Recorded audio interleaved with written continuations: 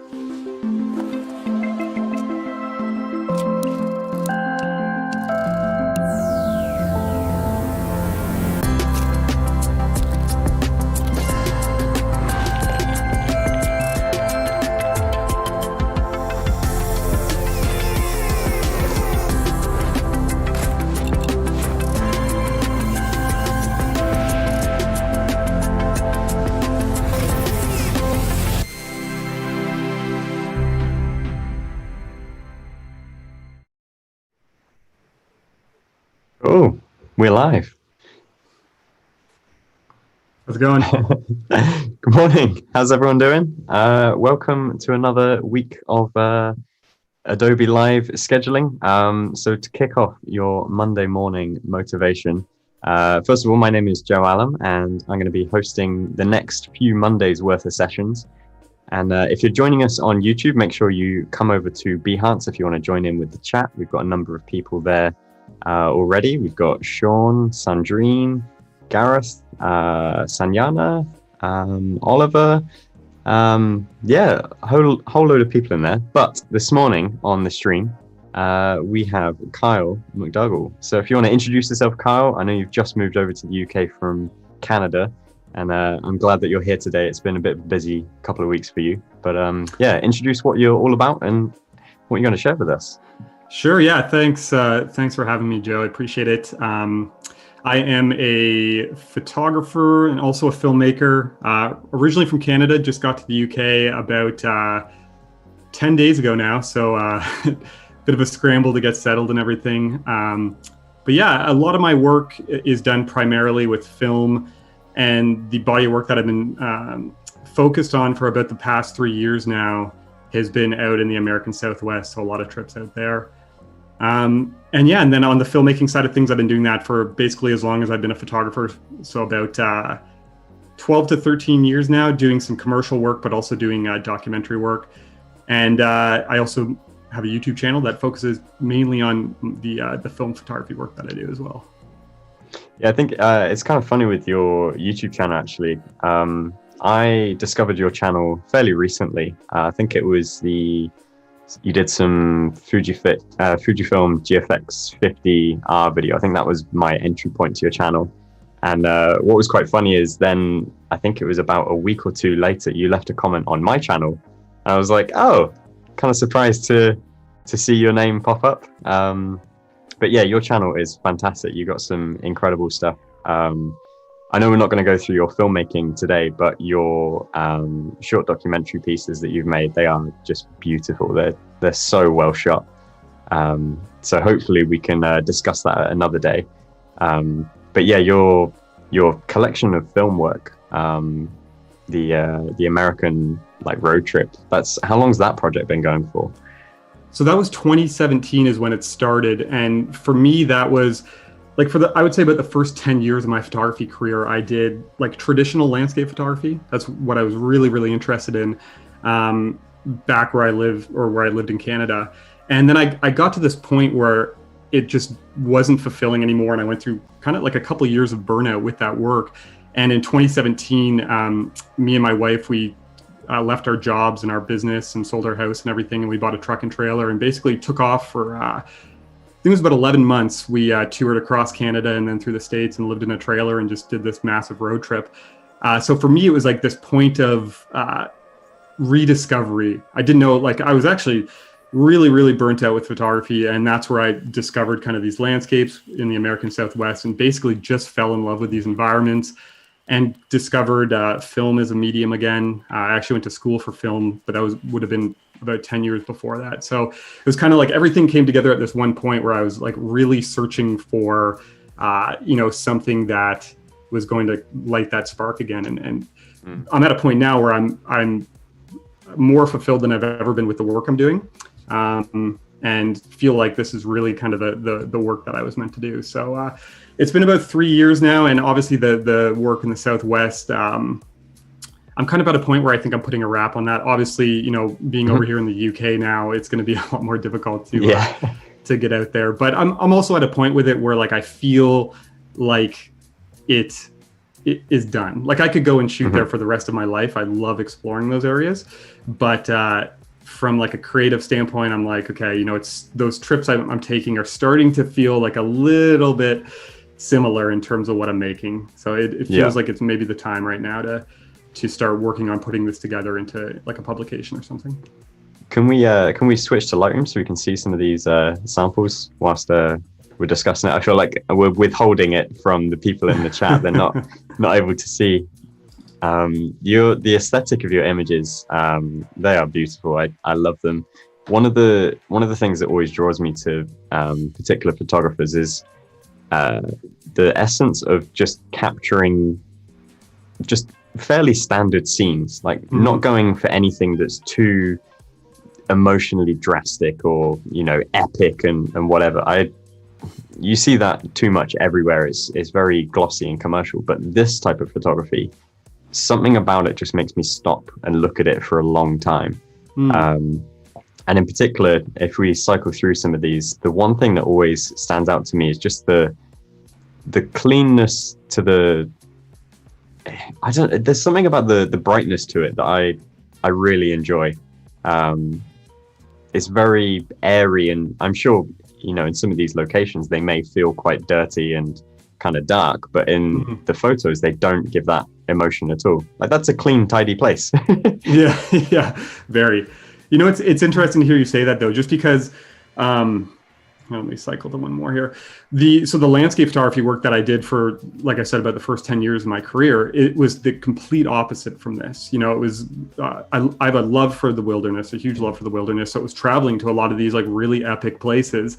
And from an image making standpoint, it was like waiting for these like precise moments of like really dramatic light using, wide angle, like kind of forcing things on the viewer, almost like just trying to make something with as much impact and drama as possible.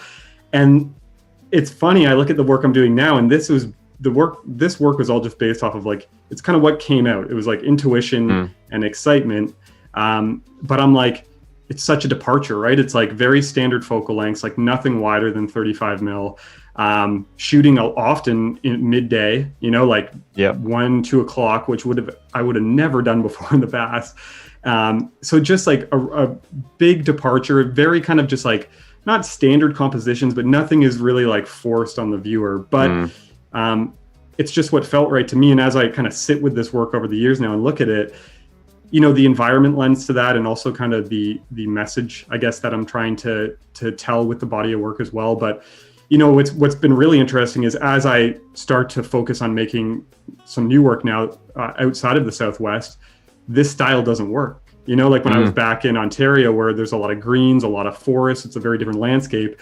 Shooting at 2 p.m.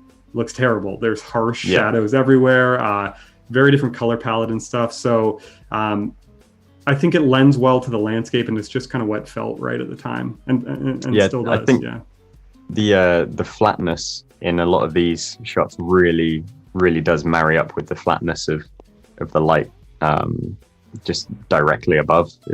What time of the year were these shot in? And do you generally shoot around the same sort of time of the year for when you do these trips? No, so this was these last few. This was actually February of this year. So this was the last trip that I did. And this is out in New Mexico. So everything's a little more like sparse and dead. But the thing that I love so much about the landscape out there is it's so open anyways. And, you know, the palette is a lot of blues in the sky, and then you have these yellows or browns of the earth. So you have this amazing color contrast that really plays well, obviously, in the images when you're working with just a lot of these open scenes. This is obviously, this was back in 2017. So yeah, this stuff, there was never like a specific aim to go and shoot like during a certain time of the year. It was just like such a love for these landscapes that like send me there at any point and I'll just explore them regardless of weather, regardless of time. So, you know, a lot of this stuff probably would have been like September-ish. But yeah, all throughout the year. And are you generally shooting on the same cameras each time? So these are all film, right? The majority of them are. All the ones we've looked at so far have been. What's funny is, like for the work that I'm going to do moving forward, I really want to do on like one film stock on one format and keep it very consistent. But since this project kind of came to life as I was, you know, rediscovering film and discovering all of these landscapes and stuff, you know, a lot of it's shot on 35 mil with a couple different cameras. A lot of it's shot on medium format. So for example, you know, this is 35. These next few are all medium format. And then a bunch on, you know, 6:4:5 medium format, some on 6:7 medium format. But I think maybe the one consistent link through them all is the film stock. So I would say about 90% of them are shot on Kodak Portra 400, which is just a film stock that I really, really like. And I feel like it works good in those environments. Have you found anywhere to get it in the UK at a decent price yet? You know what? I had like a freezer full of film, so I shipped it over. I actually it's arriving today. But the UK was, they made sure they nailed me on duties when it came in. So. Yeah. No, it's pretty pricey. I was looking at some recently, and it was I think £55 for, I want to say 5 rolls. Yeah. Or something, which 15 years ago is crazy, but now it's a premium for it, isn't it? Well, you know what's funny is I always buy, like whenever I buy film, I usually buy it in like a pretty big bulk at one point. So it's like by the time I go to buy film again, I've almost like forgotten how much it costs. So whenever I go to buy it, I'm just like, but it makes you be extra careful when you're out working with it, which is nice. Yeah. So let's have a look through how you would go about processing these. I've got a lot of questions on how you would actually come through and edit. And also, if anyone wants to see a more in-depth sort of look into things, because we've only got a short space of time today, Kyle's YouTube channel is fantastic. If you want to go and see some like walkthroughs and tutorials and other things that you've got, and I'm sure you've got plenty of videos planned coming up, going more detailed on things. Sure. But yeah, let's have a top-down view on your process. Sure. So I think what's interesting is like there's a handful, or actually a good chunk of these images where the scanning was done at a lab because I was traveling. I was just getting back into film, so I was sending it out to get developed and scanned. And then some of them, the rest are scanned at home using kind of different processes as those processes become available and as you kind of learn and stuff like that. So the complexity of the edits on these images varies from almost like nothing on some to a lot on others. But it's kind of the one thing that I've enjoyed about working with film. So I have some digital images in here I can share as well.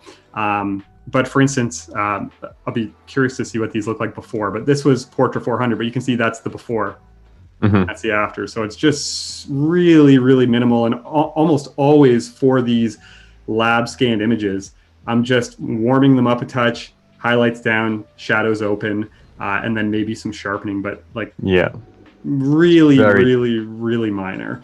Simple cleanups, But you know, this all depends on like where you got it scanned, how good of a scan you got done, what type of film you shot with, how it was exposed, you know, the colors in the image. So for me, with a lot of these Southwest images, you know, I had a pretty consistent workflow going. So a lot of the scans I got back were very similar. Let me go into... But I mean, even if you look over here at the, the develop module, you'll see, oh, hang on, let me get out of here. They look like film stills. I can just imagine them in motion. So that's before, that's after. So really, really minimal. Nice. I understand for anyone who wants some like, maybe wants some like Lightroom technical stuff. That's probably not the best example.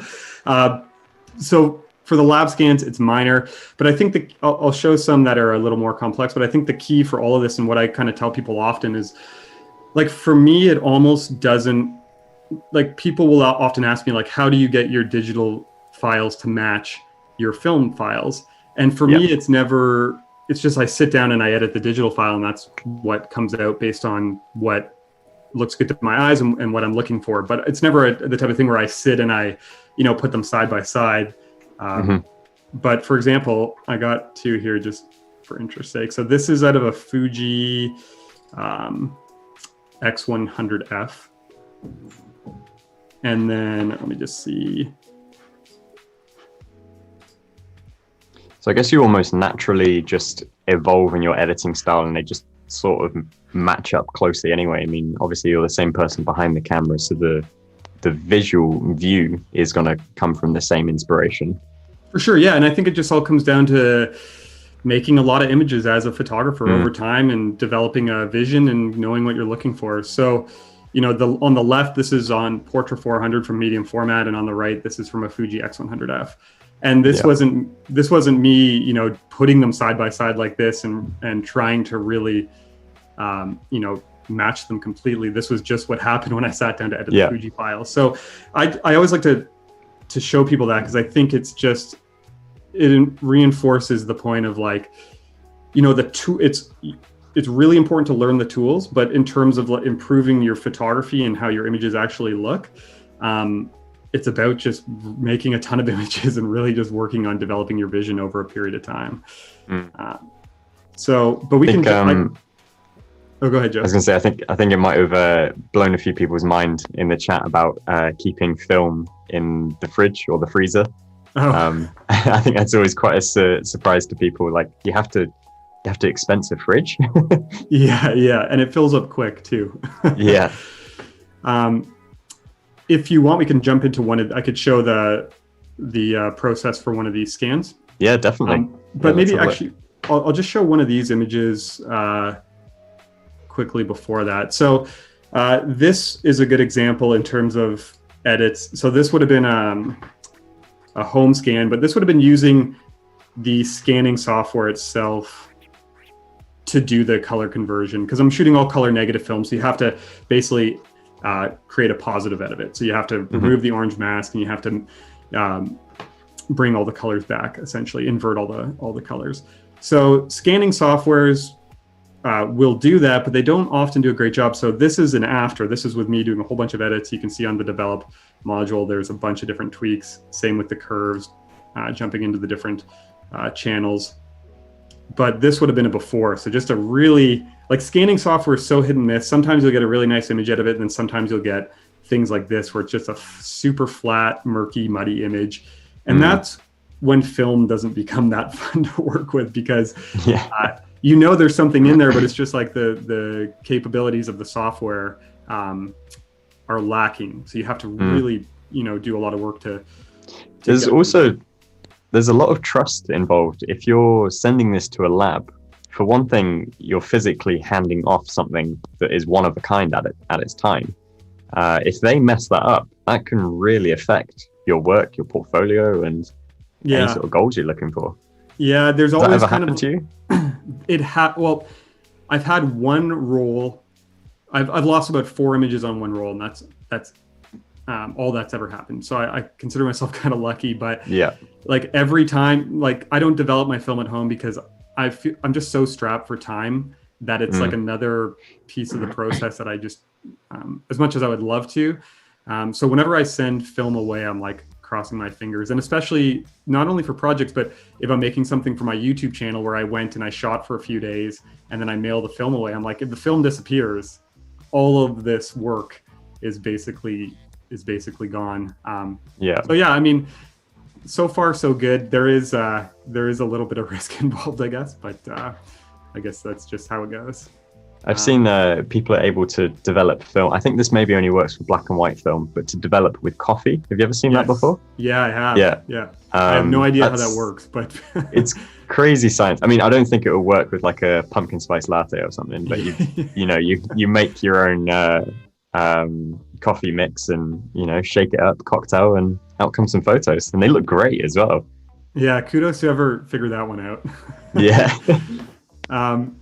So when it comes to like converting film in Lightroom, the one thing that I've found recently, this is just a raw negative that was scanned using the scanning software. So there's some software out there which is a plugin for Lightroom. It's called Negative Lab Pro. So it basically allows you to bring in these raw negative scans, and then you can do the conversion in Lightroom, which is really nice because then you can stay all in one program. You don't have to rely on the scanning software to see what it gives you and then try and tweak after. And in terms of consistency, this software is by far the most, I would say, accurate and pleasing. It's basically, for me, up until using this software, I hated the scanning process. I liked doing it at home because of the control. Because sometimes when you send away to a lab, you never know what you're going to get back, right? So you might be really excited about some images and then the scans are just all kind of crazy and weird. So it's nice when you can do them at home because then you have complete control. But it wasn't until working with this software that I found a method that I was really happy with. So I can go through just a quick process. So basically you have your raw negative. This is straight out of the scanner. This is, I don't know why it's not giving me dimensions, but this would have been 645 film. I think this is Fuji Pro 400H.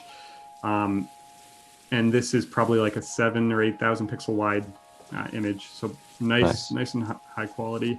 But basically, this program is called Negative Lab Pro, so you have to apply their profile to it first. But it's as simple as just preparing the negative, and then you run the plugin and it kind of does everything automatically. So all you have to do is you just crop out, obviously, the film borders up here and down there. I'll usually set my aspect ratio to whatever film I shot with. So 645 is a 4:3 aspect ratio. So I'll just set it there and try and keep as much information as I can. You can go back and tweak this later. And then you just auto white balance before you do the conversion. And then I just hit Option N on a Mac, and this brings up this, Control N. Brings up this panel, Negative Lab Pro, and it says source. So this is the software that I used to convert or to scan the negative. And then it gives you just options here for color. These are just like different lab scanners. It kind of will give you like presets to look a certain way. So this is what I use at the lab all the time. And then you just hit convert, and it takes a second. And this is, Are you able to... Can this be batch done across like a whole host of images, or do you have to do it one by one? I think you have to do it one by one, just because every image is going to be different. And then every image you also want to jump in and tweak a little bit. But basically all this is doing is it's just inverting all of the color channels. So you could go and do this yourself, go through each channel and kind of reverse them. But this does it for you, and it does a really, really good job. So even in the panel here, there's all sorts of different options in terms of like for different tones, how you want the tones to look. This is actually an update to the program that just happened, so I haven't explored too many of these. But my goal is to just get like a really clean, neutral base image out of this that I'm happy with, that then I can tweak a little bit. But what's neat is the images that end up coming out of this are very similar to those lab scans I showed before, where, often the only tweaks I'm making afterwards are like minimal adjustments. But, even for this one, this is just kind of automatic conversion. And I don't even think I would really do anything to it. Yeah. What file format are we working on at the moment? What's that, Joe? Sorry, you just cut out there for a second.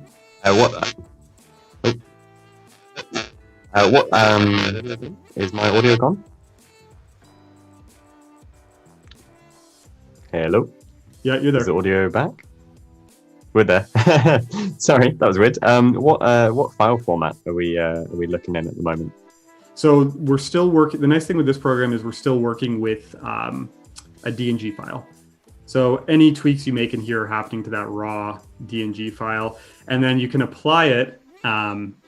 And just basically once you apply it, you'll still just have a DNG file with that conversion done. But what I always do, it gives you the option here to make a copy, so it'll make a TIFF. So we go ahead and do that. And then it'll stack up beside here. But then you can work on the TIFF, because this is still a like inverted DNG. So you'll see if you make adjustments, like everything's backwards. So when we're trying to increase exposure, it's decreasing and stuff like that. But the point is to make a TIFF, and then you would do your final adjustments on that TIFF. But yeah, I mean, I've been really happy with this, probably to the point where I enjoy the conversions better than like a lab scan. And lab scanners are like very, very expensive professional machines. Yeah, definitely. And with a TIFF, do you get the same sort of control as you would with a regular RAW file? Does it allow you to push and pull just as much on things like shadows and highlights, or are you limited like a JPEG would be?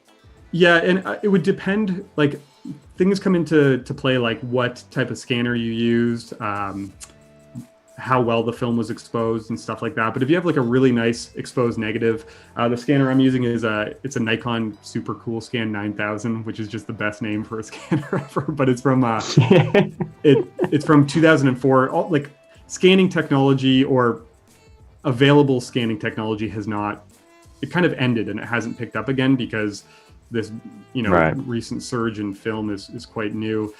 So this was like top of the line back in 05, 06. So with this scanner, it's like 16-bit, really good dynamic range. So the TIFFs that you make afterwards are as flexible as any digital file, absolutely.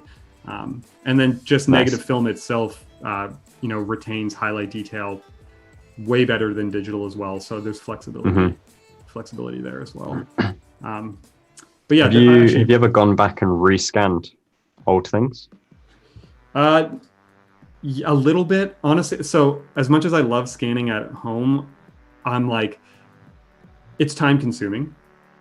And I basically have like the biggest backlog of work to scan ever. So I'm not at the point yet where I've gone back and scanned older stuff, but I think I'm going to save that for whatever images I use for a project, basically. Wait until I know exactly what. But yeah. So this is a TIFF that was converted using the same process. This was shot with 4x5 large format film, scanned on like an old Epson flatbed at 2400 DPI. And I think this is like an 11,000 pixel wide image. So you can just, like, the detail is pretty insane. And then just the tonality of working with those larger film formats, like the ability to hold highlight detail and stuff like that. But so again, you can see here, this image would have been converted the same way, and then my edits afterwards are just like almost nothing, little minimal. So it all comes down to really how you convert that the film itself. So with that software now, it gives me the ability to kind of stay in Lightroom for everything, which is great. I could just scan the negatives, bring everything in, and then I'm not doing one thing in one place and another in here. What about your whole organization though? This must be a headache, because you're essentially you've got all your darkroom stuff, and then you're switching the lights on for Lightroom, but the physical storage married up with your digital storage, does that cause a lot of issues and headaches? Are you on top of that, or is it? It's a work in progress. What's the setup there? I actually, now it took me a long time, but I feel like I'm at a really good point now where I have a system in place. Because part of the problem before was you get your film back and you're so excited to check it out that you just start kind of, you scan random files to your desktop and you're converting them. And it's, you really have to approach it where you get your film back, you sit down, you cut it all, you sleeve it all, you label it all, and then you go through the process of scanning it. So for example, here's this is one of my binders. So it's just jam-packed, but this is full of sheets of negatives. So what I'll do now is, like, let's say I get a roll of film, I'll cut that film, I'll sleeve it, and then I'll label that page, and then I'll make basically the file names of my images all the same. So over here on the collections page, let's see here, I'm going to projects. And that's the one thing that's nice about like the collections here. So here's some recent stuff. So this Northern Ontario is kind of like a project that I've started to experiment with a little bit.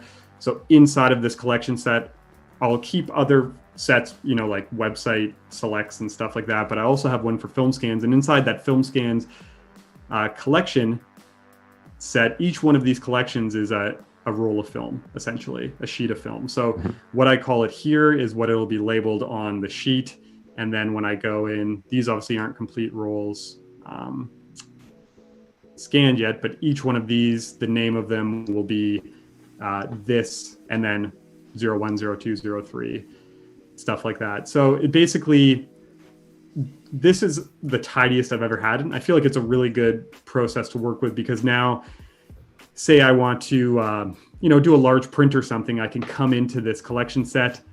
I know what the image is called, I know what the folder is called, and then I can go into the binder of film, find that exact page, and find the image. So it's actually, it's pretty straightforward, but certainly this is not how I've always worked by any means. There was some questions about if you were to use some existing filters in digital which are emulating film. So, for example, from VSCO, have you ever, for example, shot on film, on the actual film that is, you know, is physical, and then digital, and then applied some emulation that might merge the two together, or even applying that emulation to the scan of the film itself? Have you ever experimented with that? What comes up there? So I have on the digital side. On the film side, no, just because, as you can see, once I have the film converted, I'm usually pretty happy with how it's looking. And the film stock that you pick will obviously give you the look. So the Portra 400 that I shot with, I really enjoyed the look of like the blues and the browns and how those are rendered in image. But on the digital side, yes, but never, like I played around a little bit with like VSCO and I think Maston Labs and some stuff like that. But what I do use, so these ones right here, all these images in green, these are all shot on a Fuji X100F or an X100V. And what I love about, well, one of the things I love about these cameras are just the built-in Fuji presets that are available. And the nice thing, and it seems like a lot of people don't know this, is if you're shooting RAW, which all of these are, you can still apply those. So when you first bring them in to Lightroom, it'll just be set to Adobe Standard or Adobe Color. I can't remember which one, but if you go in here to this little profile browser, let me see here. Now I gotta find them. Here we go. So all of the Fuji profiles are listed right here on the side. So you have Classic Chrome, Classic Negative, basically all the ones that are available in camera. So for me, again, based on just trying to match my vision with the film work, the one that my go-to is always this Classic Chrome. And that's for all of my Fuji files. I go to Classic Chrome and then I make some tweaks. So for example, this is a finished edit, and we'll just see. So that's kind of a before. Actually, this one isn't too drastic, but let's just look at this one quick. So this was the one we looked at earlier. So this is Classic Chrome again. And then if we just do a before. So this is kind of a before. So my thinking is, like, I know there's some people have done some really nice work with some of the presets and plugins out there, but I'm like, if Fujifilm themselves made a collection of presets available on their cameras, like, those are going to be my go-tos. Straight to the source. There's an interesting aspect with the picture profile. So with my Fuji files, I have them set up for ages that every time I import, it applies a simple preset I made that all it sets is the camera profile. But I recently found in Lightroom preferences, I don't know if you've seen this, but you can apply the camera profile down to the serial number of the camera. So say for example, you have an X100F that you always want to be in classic chrome, at the point of import, it can change that profile for you and you never have to worry about it. Which is a nice feature. I don't know if it's been like added to it recently, but I discovered it in the preferences, and it's a huge time saver. And you can do it for any camera. So if you've got a Canon, you could choose whichever picture profile you want to use for Canon, and likewise Sony and others. You can have a whole sort of library of cameras and their associated profiles, and then you just import and it switches it for you. That's it works pretty well. That's very cool. Yeah, I never knew that, but that would be a time saver for sure, because like I said, for every Fuji file I'm working on, basically the first thing I do is I go into this profile browser and switch it over to Classic Chrome for the most part. Yeah, that's sweet. I'll have to check that out. And then there's some other questions about printing photos. Have you done much of that, or do you do much printing? Yeah. So printing was a big part of my work for quite a while, especially with like the landscape stuff. And then it still is now. But I used to do like shows and stuff where you were, selling prints. So I used to print quite large, but I still do print quite a bit. But for all of the printing work I do, I basically go out of Lightroom and I go into Photoshop. And that's like habit based, just because I never used to use Lightroom. I was always like a bridge Photoshop guy, because the photos that I was doing, the edits were like I was using a ton of different layers and stuff like that. And that's where I kind of learned how to print from. So basically my workflow now is to go out of, like, finish my edits, get everything dialed here in Lightroom, and then I would go into Photoshop and I would prep the image for print. So I would size it depending on the image resolution. I might rescan it, I would sharpen it in there, and then I would also softproof it in there using paper profiles and stuff like that. So I know that a lot of people will print from Lightroom and have been happy with that, but it's just something I haven't really ever explored. And Photoshop's been working for me. There's quite a lot of discussion about the scanners setup. So I personally don't have a film scanner, and if I was to try it at home, I'd probably create some sort of rig using one of my existing cameras. Do you have any experience with that, or any tips on how you would use an existing camera to scan? Would you recommend it? Well, you know what? I don't have any experience, just because, again, it's so much of like a process getting a workflow that works for you. That like now that I found one, I'm like, okay, I'm done, right? Like this is what I'm sticking with. Yeah. But I know a lot of people love DSLR scanning, and it's the same idea, right? Like you basically would put your color negative film on a light table or a light source, and you're just taking a picture that's essentially going to be a picture of the negative. So it would look like exactly what we brought in. And the scanner I'm using is basically just a box that has a film transport and a light in it, and then it has like a really high quality Nikkor macro lens in it. So it's kind of the same idea. I guess some of the downsides I've heard about DSLR scanning are just, you kind of have to get like a copy stand and have something that's really kind of like level and rigid, and any kind of slight shift of the camera or the plane that the focus or the film's on is going to could throw your focus out and stuff like that. But I think it's a great alternative, but you would obviously need to own a camera that you're happy with, and then invest in that other equipment as well. But I guess also you probably need some sort of backlighting underneath the film. Yeah, and you know what? Some people use iPads with just like a white screen and be pretty happy really? with That's that. cool. Yeah. That's that's probably one of the highest quality sort of like evenness of light you could get around the home. So yeah.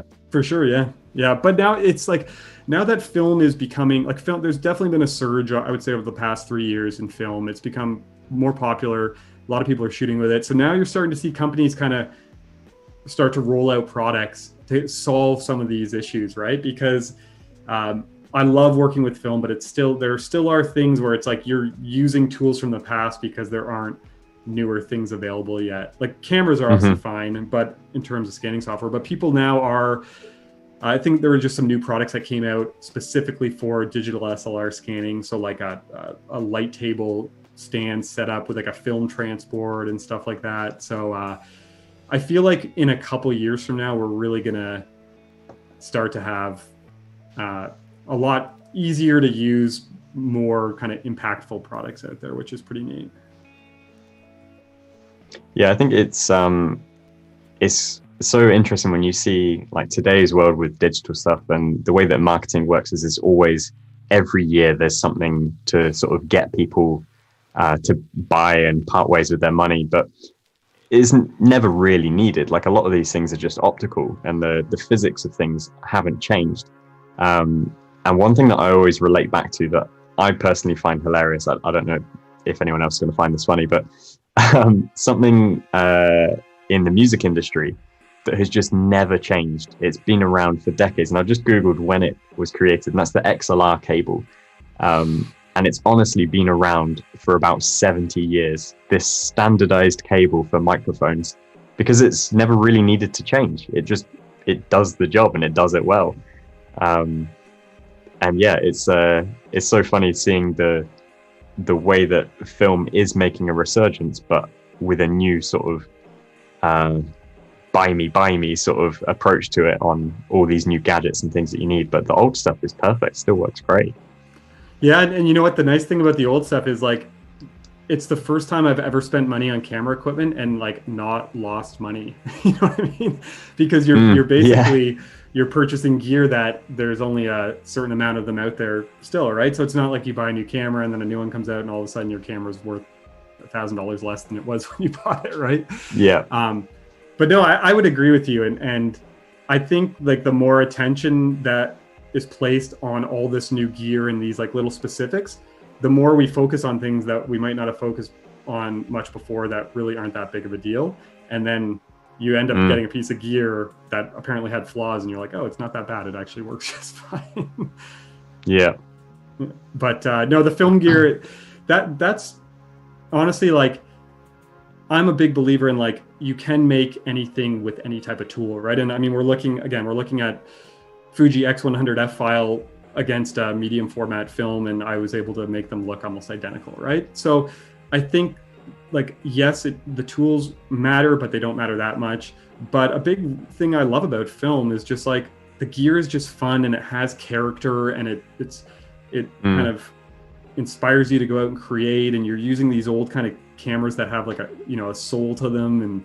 And yeah, it's just it's a really kind of neat experience. And then when you get into film, you're kind of immersed in this whole new world you didn't know exists. So before you know it, you got like 10 different film cameras and you're trying out all sorts of different stuff. Yeah.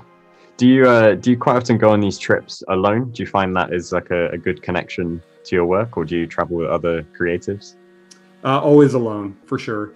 And I think that's just how I've always enjoyed working. I think that's, the photography is such a contrast to the filmmaking work for me, because for the filmmaking work, often I'm making pieces about people or I'm working with other people. But the thing I've always loved about photography, both this stuff and my landscape work, is it gives me a way to just go by myself and just immerse myself in these environments and just detach and search for images. And, how it is, you get in the zone and you're analyzing light and you're getting excited about things. And, it's very rare that I have those moments just in my day-to-day life, right? Because you get so consumed with all this stuff going on. So, I've gone and done like meetups before, which are great. Like I love the social part of it, and I love meeting with other creatives and stuff. But the only time I ever truly create work that I'm happy with is when I'm by myself, because otherwise it's like I can't mesh the two worlds of social and also creating. So all of these images, all of these trips were solo, which is how I like to roll. Yeah. And are you doing film projects at the same time of going out with the photos? I'm just thinking of the gear that you might be carrying if you've got film photography, as well as because I know your main video camera is the Blackmagic Pocket design. Is that right? The Pocket Cinema? Yeah. Which is a fairly big camera. And then if you've got a 645 of some sort, like a medium format film camera, that's, you're running out of hands. It gets, honestly, that. So the only time I do that often, but the only time or reason is when I'm filming for my YouTube channel, which is a lot. And it's honestly, it's like, it's something I'm trying to figure out how to operate better with, because it's like you're switching between these two worlds, right? Because when I'm making the stuff for YouTube, I'm still very much approaching it like I would any filmmaking work, and I care about it as much. And from like a creative standpoint, you know, I want the shots to look nice. I'm trying to tell a story. So it's like I'm trying to make images that I'm happy with, and then I'm also trying to like lug around this gear and like switch over to the filmmaking side of things to film all this stuff. So I would like to say that like I have it dialed, but it's definitely still very sloppy and probably always will be a little bit. Yeah. And how do you think you're going to transition into doing projects in the UK? 'Cause, you know, as you said, you're not really able to go to America, and you maybe want to close that chapter. So what's next for you? How do you see yourself fitting in?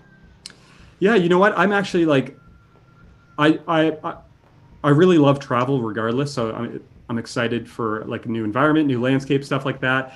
And then kind of like I said, I feel like this project was coming to a close anyways. So for me, it's like, I don't know what's next, which is exciting. And it's almost perfect timing, right? I have, you know, all these new landscapes, all these new environments to basically just like, this project very much came about from like curiosity, intuition, and just going out there and having fun and seeing where it took me.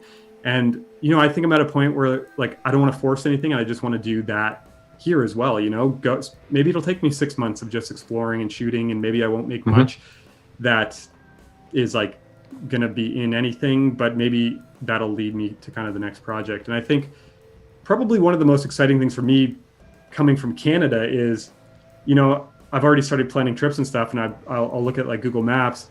And so the Fuji video that you watched, I was still in my home province of Ontario, and I drove about 10 hours to get to the point I was at. So now I'm looking here and I'm like, oh, I like Googled yesterday evening, like how far it was to get to like Germany driving from here. And it was like, you know, 7 hours or something. And I'm like, you know, kind of mind blowing in terms of like the possibilities that for me. So that part of it's really exciting. It's always interesting.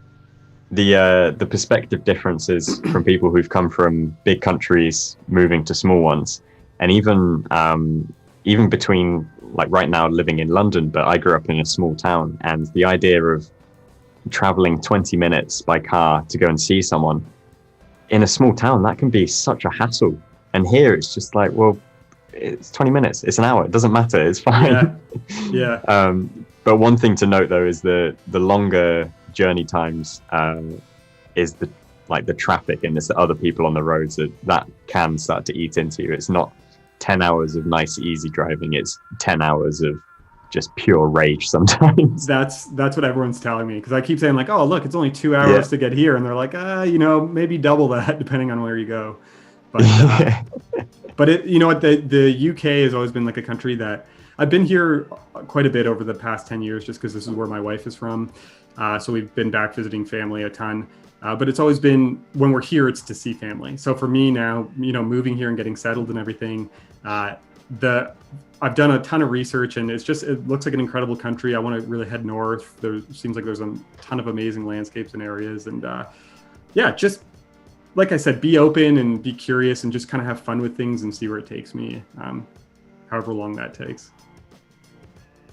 Yeah, no, I think it's probably just a very refreshing feeling to be in a new landscape and just I guess continue to see like, oh, what's around that corner, what's over there.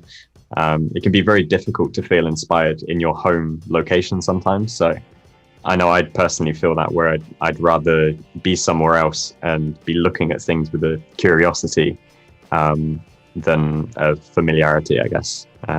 Definitely helps with my photography work for sure. Yeah, I think we all, you know, it's really interesting is like, I'll have people message me often and be like, even people from the UK, they're like, oh, like it's gonna be tough here for you to make stuff, or like, you know, why are you leaving? Actually, a lot of people think I'm an American and I'm from the Southwest, just because that's where a lot of my work is. They're like, why are you leaving the desert? But I'm just like, you know, that's how it is for all of us, right? You get used to your home area and your home surroundings, and it does become tough at times to get inspired and stuff. So like, I understand that. So, but yeah, absolutely. For me, I'm just like, oh, like, you know, the possibilities are endless. And what I would love to do is something similar to that road trip eventually, once I get settled and things get going. But I would love to do maybe not as long, maybe not like 11 months, but my number one kind of to do is to buy a camper van, and then I would love to just like go around Europe and go north as well, and just see what I find, see where it goes. Nice. Mm-hmm. Yeah, the idea of having like a photography focused camper just sounds amazing. I've seen a lot of people who have they've bought like VW transporters and they've just kitted it out and then somehow fit in a tiny bed, but the rest of it is all just gear focused. And that sounds brilliant. I'd love to do that. Yeah, that sounds pretty good to me as well. That's Are you do you have any interest in like urban photography spots, or are you mainly like sort of abandoned areas and wild spots? Like I really admire and appreciate that type of work, and to the point where like it's makes me want to go create some of my own. But I find whenever I've gone and to shoot that type of work, it just like something doesn't click for me when I'm out there actually making it. So definitely still like wild and also like abandoned places and stuff like that. But really what I want to do moving forward is kind of blend the style of my like documentary filmmaking work. So I really want to work some like stories and people into the work I do. And what that looks like, I don't know, but I'm always interested just in like interesting people, interesting stories, interesting places, and usually out of the city, right? So little villages or stuff that's remote, or just anything that basically fascinates me. So I think some of that'll be just exploring and seeing what I find, and then also going to just do some research over the next little bit and see what I can find. And it'll also be a new challenge from a photography standpoint, just because, as you can see, almost all of my work, or all of my work, is has no people in it whatsoever. So it'll be a new challenge, which I think is always good. Is that something that that you're sort of excited by, or are you intimidated by? Because for me, I've always said that people photography and portraiture is my weakest link in my photography. I'm not very comfortable. I feel like I don't have that sort of people skill when there's a camera in between me. But is that something that you're sort of excited to get involved with, or do you think you've been procrastinating away from working on that? I would say like both. I'm excited for sure, but I've also been procrastinating. But what's really interesting, it's something I've been thinking about a lot. And then I actually did a podcast yesterday, was on a podcast, and the host asked me, he was like, he's like, what's really interesting is I've watched your documentary filmmaking work, and it's all of these like intimate portraits of people. But then your photography work is just all these empty places, no people. And it's something I realized lately, like, I'm completely comfortable going and approaching people and creating work about people. But I think we all kind of carry habits throughout our work that we build slowly over time, like not necessarily bad or good or anything like that. But I think, doing landscape work for 10 years, what I loved about it was just being alone, being in the wilderness, having this time to myself. And when I look at the work I'm doing now, I'm like, even though it's very different, it's still these empty spaces, these quiet spaces where I'm by myself. So I think that may have been something that's led me to not truly go at approaching portrait photography or people to work into these projects, because I really admire that type of work, that kind of environmental portraiture. But yes, now that I'm aware of that, like moving forward, I'm like, it's something I really want to do. But yeah, there's an intimidation factor to it as well, right? Just approaching strangers and, rejection and all that kind of stuff. But I think it's something I definitely want to do. I guess, one aspect, the difference with filmmaking photography is that in photography, you are capturing that moment all in that one frame, and you get to study it and sort of see that person's story. And if you miss that story in that image, the image doesn't work, and it's hard to sort of get involved with. But with filmmaking, where you've got movement and audio and so much that is lending itself to a narrative because it's physically happening in front of you, you're just capturing it and framing it. Could be that's an element that makes it more natural to feature people in your video work. I don't know. I've always found portrait photography is one of the most challenging aspects, especially in its own location rather than, say, a studio work. Yeah, no, I think you're right. I mean, you have a lot more kind of tools at your disposal on a filmmaking side to create like mood and to tell a story and stuff like that. But I also think there's more temptation from a filmmaking side to make something that it isn't. To tell someone's story but make it more dramatic than it really is, or to kind of bend things, not even on purpose, but just because you're making something and you want to try and evoke some kind of feeling or something. So that was always really number one for me, finishing these documentary films, is like the first person it goes to is the subject, and kind of everything hinges on their reaction to it. And if I told their story in an authentic way and didn't kind of make it kind of too much or too little. But I would agree with you. That will be a challenge going forward, is it's one frame or two frames to make a portrait of someone and try and create some emotion and tell a story. But I think and if you're shooting on film as well, you're going to be limited by your physical number of exposures. So not to pile any more pressure on you, but that's just an extra factor. Yeah, which is a good thing at times. But yeah, it's certainly one of those things in the back of your mind where it's funny, still to this day, like I've been shooting film for 3 years. I've been doing photography for a long time. I'm very comfortable in terms of like using a light meter and exposing properly and all that kind of stuff. But every single time, especially if it's an image that like I'm really excited about, I'm just like, I hope I didn't mess up. Which is funny. Like I'm waiting for that feeling to go away, and then every time I get the images back, I'm like, oh, okay, yeah, I do know what I'm doing still, which is good. Yeah.